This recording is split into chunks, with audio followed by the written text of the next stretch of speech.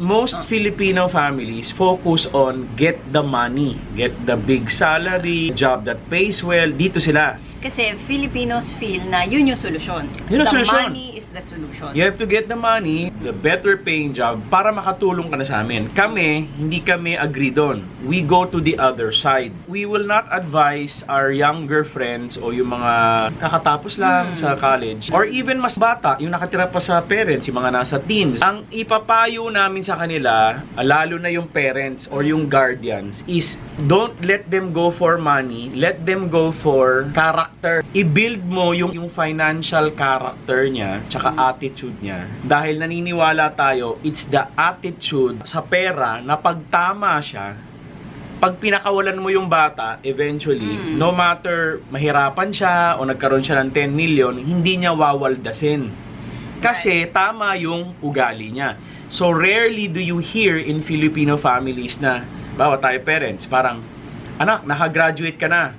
We will build tamang ugali mo sa pera. How you handle money, spend, how you earn, how you save. Character mo ang titingnan namin, i-build namin. Rare yon. Sinasabi, pera, bully mo yung pera. Most Filipino families, I think, pag lumalaki yung bata, o di bata pa, nasa school ka, bibigyan ka ng baon ni mommy, daddy. Lagi ka may pera, lagi ka may baon. Mama, pahinging baon. So, you're like that hanggang mag-graduate ka.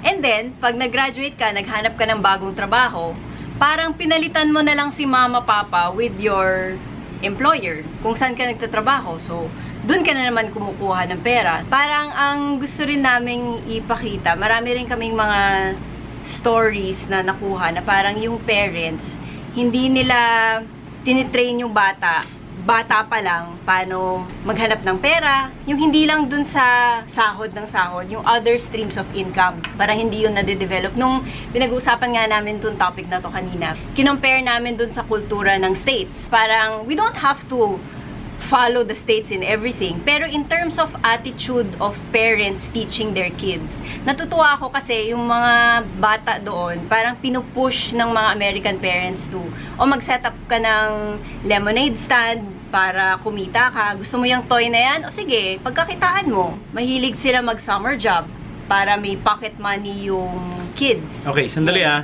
I'm sure may mga Pinay na na-offend na bakit daw kino-compare yung kultura ng Pinoy. Disrespectful daw na kino-compare mo raw sa US, sa Japan, sa Taiwan, o Hong Kong kasi iba daw ang laws dito. Alam nyo, totoo naman, iba yung laws dito talaga eh. Sabagay, yeah, but... Pero we always say na we will never stop comparing kasi sa mundo ngayon na exposed ka na sa mundo, all Filipinos now have the ability to parang isda, eat the meat, discard the flesh. Itapon mo yung buto na hindi mo kailangan or mga tinik na hindi naman nakakatulong, i-keep mo yung maganda sa kultura mo.